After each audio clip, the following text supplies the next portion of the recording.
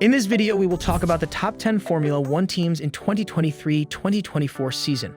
3 days of preseason Formula One testing in Bahrain went by quickly, offering some indications of a pecking order before the Bahrain Grand Prix, but also raising many unanswered issues. The top teams, midfield, and backmarkers are moving around more than might have been anticipated, but nothing is certain until the first race, and with only 5 races scheduled in the first 2 months of the season, there is still plenty of time for teams to make improvements before the first quarter of the season is over. Now, before we look at the top 10 Formula One teams in 2023-2024 season, give a thumbs up to this video and hit the subscribe button. Here we go. Number 10. Williams. Williams seems solid for the next season. It's reasonable that a car created by a team that lost its technical director and arrowhead would have some downforce and performance issues. Although the car wasn't fast, it worked, which is encouraging. Doubtful, given the need to develop a wind-resistant vehicle like the FB45. Alex Albon highlighted that we're better off than last year. Williams finished second in laps completed, so if it uses time well, it should be among the better teams heading into the Bahrain Grand Prix weekend. Number 9. McLaren. McLaren is the least prepared team after testing, turning comfortably the fewest laps and possessing a vehicle that seems to be among the slower in terms of speed and poise on the track.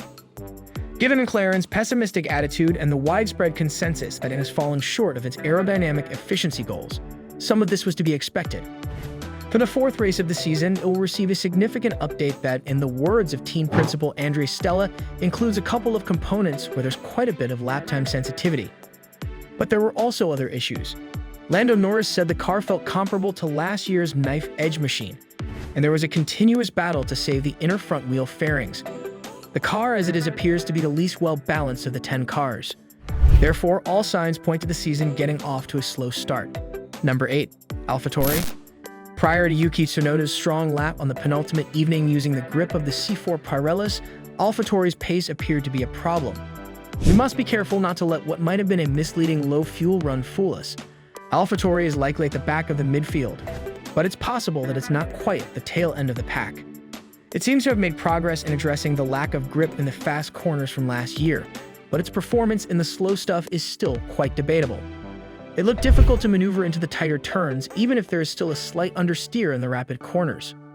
It is obvious that something isn't quite right for Alphatauri when technical director Jody Eganton talks about setup studies, some of which yielded results that were not quite as expected.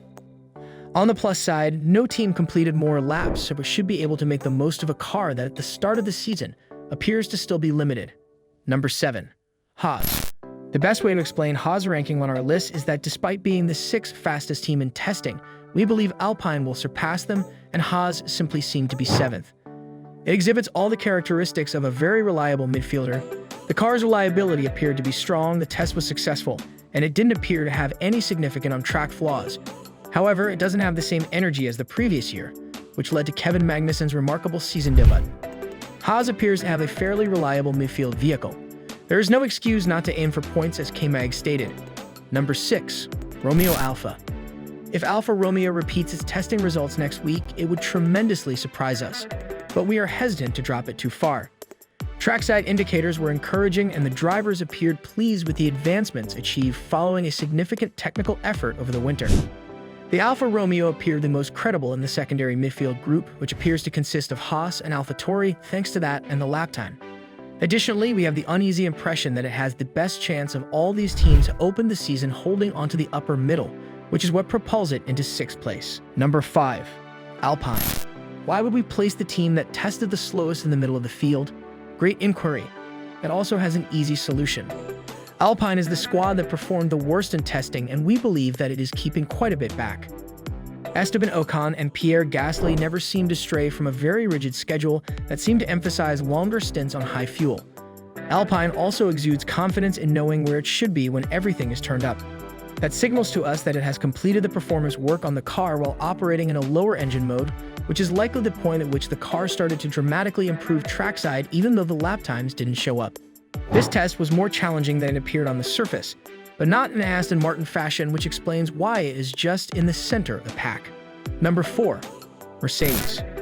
Mercedes' performance in Bahrain can only be evaluated based on the 3 days of racing, which shows that it's behind Aston Martin in terms of readiness and long-term pace. Genuine hope permeated the first day, gave way to confusion on day 2, and finally settled on day 3 with the automobile in a better place, as Andrew Chauvelin called it. There still seem to be unsolved questions for the team, even though the porpoising and ride issues from last year are gone in the car, and moments at least looked less of a handful on track. It's possible that the car has a sizable upside that, when realized, would put it back in front of Aston Martin and into Ferrari territory. But if the Bahrain Grand Prix had taken place on Saturday night, a team would have been watching the top midfielders rather than going after the top 2. Number 3. Aston Martin. Over the course of the past 2 years, we haven't needed to worry about the positioning of Aston Martin too much or at all, actually. However, one cannot deny the excitement that is generated by the expectation of what this club may be able to do throughout this season. We are not forecasting that Aston Martin will be victorious over Mercedes the following week, but it now has a few clear advantages that put it ahead of Mercedes and gives it the edge. To be more specific, it seems as though Aston Martin has better prepared themselves, since they had a really impressive long run on the penultimate day, which drew the attention of everyone in the pit lane. Despite the fact that the team believed there was more promise in the car, it looks that the AMR23 is a more well-rounded product than the Go 14. Because Fernando Alonso was unable to fully nail what would have been his quickest lap on soft tires, we are evaluating its potential based on the frictional jump it should make when everything comes together. This is because we believe that it will make this jump when everything comes together. Number 2. Ferrari. One of the easier options on this list was placing Ferrari second. Neither Mercedes nor Aston Martin look to threaten Red Bull, but the team does not appear vulnerable. Despite team optimism, this appears to be the case. Red Bull thought it had a slight long-run lead heading into the last day, even though Ferrari was closer over a lap. Ferrari concedes that some runs were better than others. Ferrari's confidence seemed immovable after the testing session, but we now know it was hiding something. Because of this, many predict Ferrari will fight Red Bull most in the new season. The only remaining issue is how close it can get when it lets loose next weekend. Number 1. Red Bull. A dominant Red Bull test performance. The Red Bull RB19 was the track's best car. The squad is confident and enjoys a pace edge in both short and long runs.